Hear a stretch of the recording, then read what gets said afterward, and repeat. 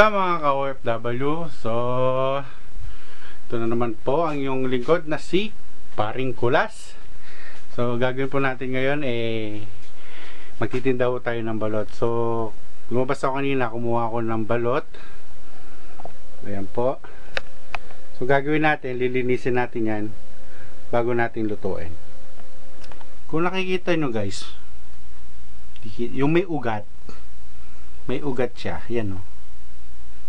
May ugat yan, maganda yung balot yan. Basta may ugat na ganyan, balot yan.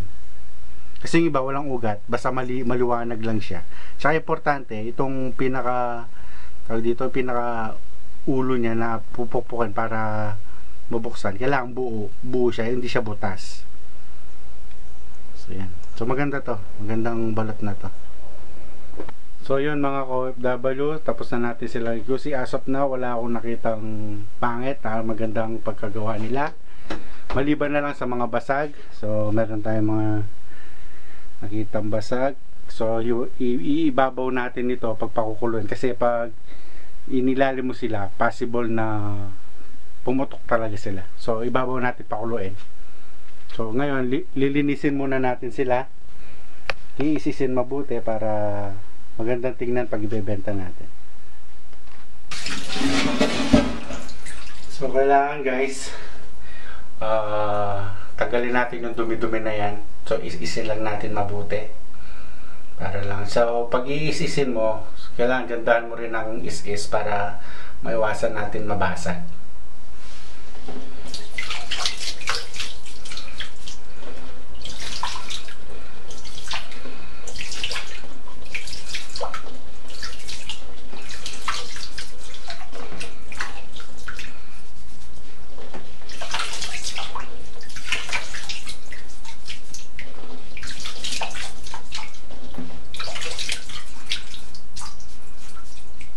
So yun, okay na, malinis na siya.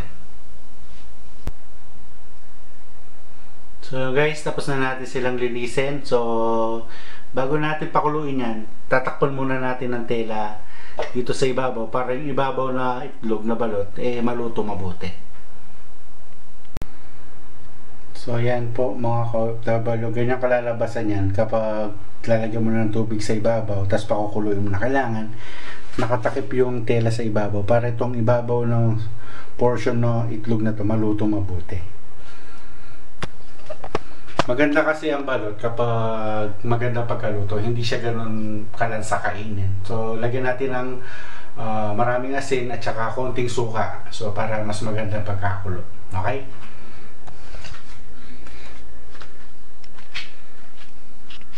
Guys, so sinindin na natin yung kalan.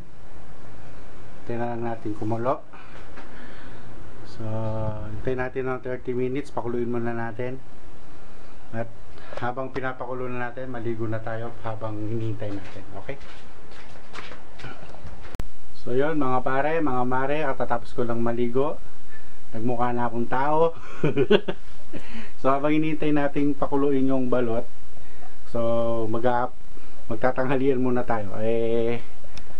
Alauna 25 na, hindi pa tayo nanananghalian. So kakain muna tayo.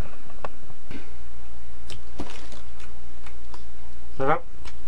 Nasa chocolate.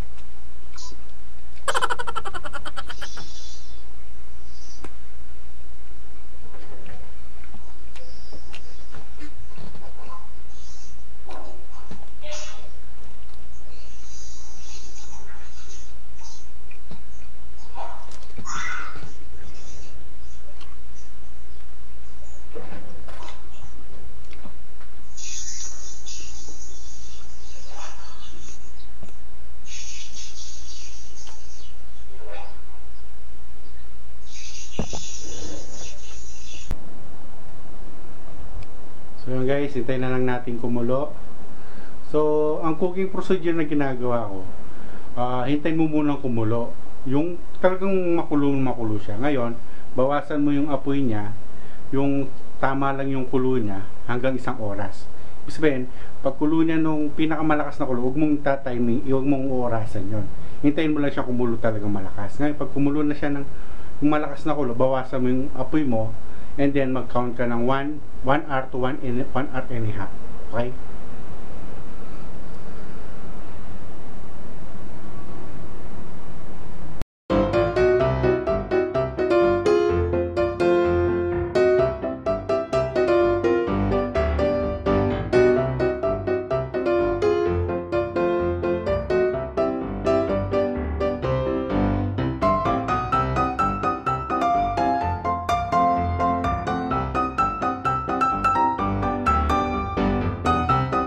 Yun guys, nabasagan tayo ng isa, sayang ng tubo.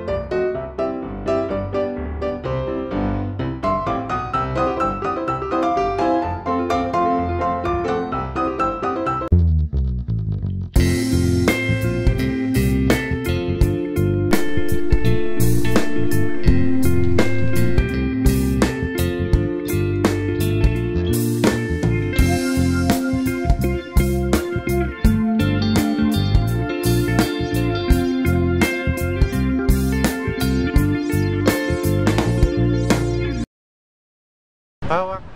So guys, benomano mga kababayan. Na lang kami mabisimpan pa So mga OFW, mga kababayan natin. Timitawis. Timitawis din, si Ann. Richard. Timitawis, Concept Soriano. Timitawis. From Tuguegarao, Cagayan Valley. Ay, Peña Blanca. So guys, so mga kababayan natin, nasuki ko sa balot. Pili ng balot, aray ko mainit. Ilang balot? Buti lang balot. Dito lang ako. Huwag kang kakain ng balot, daming kabit ko. Tugi lang kami dito. Yes. Pawakin mo ng balot to. So guys, isa sa mga kababayan natin na suki ko rito. Ayan, picturein mo. Sabang mo daw. Hindi, video yata. Hawakan mo to. Video ba Kuya Pino? Pili ng balot. Sa ABS-CBN kaya? Hindi, sa YouTube. Vlogger ka na rin pala ngayon, pare? Oo, 1 week pa lang. Hello sa mga ano, 1 week? Sa mga pinsan ko sa Ilagan, Isabela. Sa mga tarulo dyan. Tarulo boys. Pumabalo kita, pare.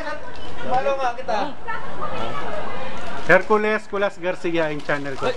Channel 2, channel 2 itong. Oy, kasama kami dyan ha. Yan po, part na lang kami.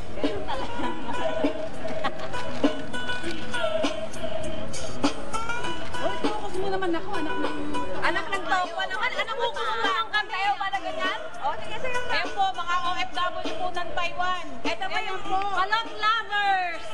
Pero... Sige na, go! Walang picturean! Oh, pag ano daw, sige na, ikaw ka lang pa. Hindi, mabasag yung balot ko ha. Mamaya na kakabili niya. Mayos ka. Go, sigaw. Balot! Mamaya pag natapon niya, pabayaran niya sa... Pagre-reklamo nang may bumili ng balot na sumakit ng tiyan. Baka hindi ka naman totoo na nagbablog eh. Nagbablog ka na eh. Vlogger ka? Oo, tingnan nyo sa channel ko. Sige, hindi. Hercules Kulas Garcia. So, hindi ka talaga balikin ang balot. Hindi. Wow, balot. Ano yan? 16 days? 17, 18. Bakit? Bakyog lang yun. Dapat may Pinoy si Claire Penoy, tsaka yung ano yun. Naglaga ka na lang. So, pasubscribe na. Ah, yan. Ay, nandito nga siya. Ako yan. Ala, pag magpupunta kayo, maligaw kayo, magpatulong kayo sa kanya. So guys, ito yung mga kababayan naming makulit. Hello. Ganito lang kami sa Taiwan, masiyahin. Hello. Salamat sa balot. Ang balot ni Kuya. Ang balot ni Kuya. Hindi balot lang natin dahil hindi. Guys, ito na yung pinakauling bumili ng balot sa akin mga kababayan ko. So ubos na, sold out. Hoy, kain ka muna. Kain ka muna. Kain ka muna dito. Kain ka muna. Kain ka muna, kabayan. Dahil naubos yung alam mo dito, kain ka muna. Kain ka muna. Kain ka muna, kain ka muna. Kain ka na. Yung mga pinayong galing po ng balot. Balot. Balot. Balot sa Pinoy. Bigyan mo plato. Ay, balot. Ano ito? Balot. Balot. Balot sa butik niya. Binili na namin lahat. Ano kayong balot? Bakit mong plato? Ano yung balot? Masarap na balot. Balot! Balot! So guys, ganito lang talaga kami masiyahin kapag day off. Wala ako dyan! Bakit wala ka? Wala kami. Balot kayo, balot! Balot! Balot! Order!